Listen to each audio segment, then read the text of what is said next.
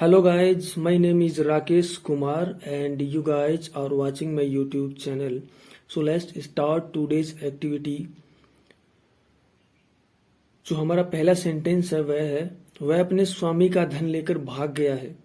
वह अपने स्वामी का धन लेकर भाग गया है। इसको हम इंग्लिश में कहेंगे He ran off with his master's money. He ran off with his masters money. वह अपने स्वामी का धन लेकर भाग गया है। तो देखिए फ्रेंड्स, यहाँ पर रेन ऑफ एक फ्रेज है जिसका अर्थ होता है भाग जाना।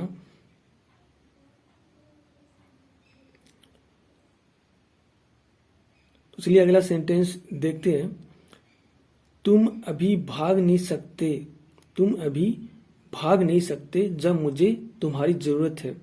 देखिए फ्रेंड, जो रन ऑफ जो फ्रेज है उसी का एक अनदर एग्जाम्पल हम देख रहे हैं कि तुम अभी भाग नहीं सकते जब मुझे तुम्हारी जरूरत है। तो इसको इंग्लिश में कहेंगे you can't run of now just when I need you. You can't run of now just when I need you. तुम अभी भाग नहीं सकते जब मुझे तुम्हारी जरूरत है। तो यहां पर भी रन ऑफ का क्या अर्थ है? भाग जाना। तो अगली जो हमारी फ्रेज है फ्रेंड्स वो है रन डाउन। तो चलिए इसको एग्जाम्पल से बेटर तरीके से समझते हैं। अपने जीवन साथी को सार्वजनिक रूप से अपमानित न करें। अपने जीवन साथी को सार्वजनिक रूप से अपमानित न करें। इसको हम इंग्लिश में कहेंगे do not run down your spouse in public. Do not run down your spouse in public. Spouse का तो होता है जीवन साथी, या इसको पत्नी बोलते हैं।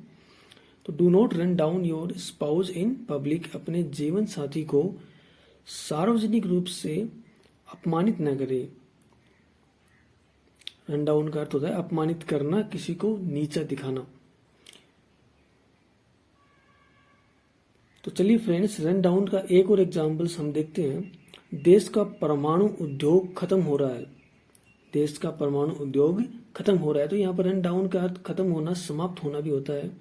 रन डाउन फ्रेज है, हमें पता है इसका अर्थ समाप्त होना, खत्म होना भी होता है। देश का परमाणु उद्योग खत्म हो रहा है। इसको हम इंग्लिश में कहेंगे the countries nuclear industry is being run down. The countries nuclear industry is being run down. देश का परमाणु उद्योग खत्म हो रहा है। तो यहाँ पर रन डाउन का अर्थ है खत्म होना, समाप्त होना। तो अगली हमारी जो फ्रेज है वो हैंग ऑन। हैंग ऑन का अर्थ होना है अभी रुकना, थोड़ी देर ठहरना।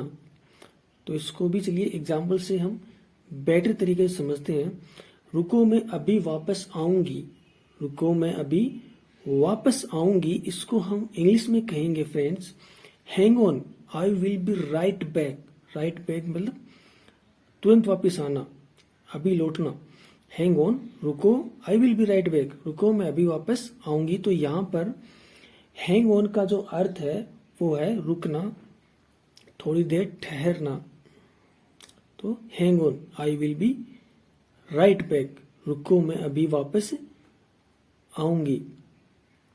तो चलिए फ्रेंड्स, इसको एक और एग्जांपल से हम बेटर तरीके से समझते हैं। क्या आप एक क्षण रुक सकते हैं? क्या आप एक क्षण रुक सकते हैं? क्षण मतलब मोमेंट। क्या आप एक क्षण रुक सकते हैं? Could you hang on a moment? Could you hang on a moment? Hang on का यहाँ पर अर्थ है एक क्षण रुकना। Could you hang on a moment? क्या आप एक क्षण रुक सकते हैं? तो चलिए फ्रेंड्स, अगली फ्रेजल वर्ब देखते हैं जो है मैसअप।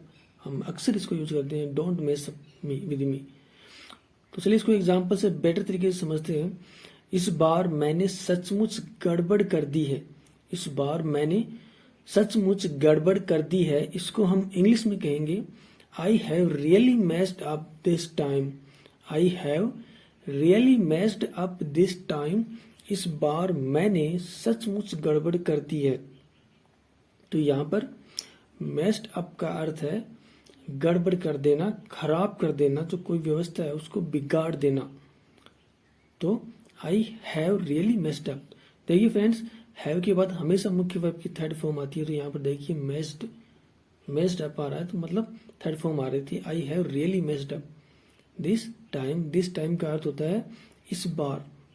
इस बार मैंने सचमुच गड़बड़ कर दी है।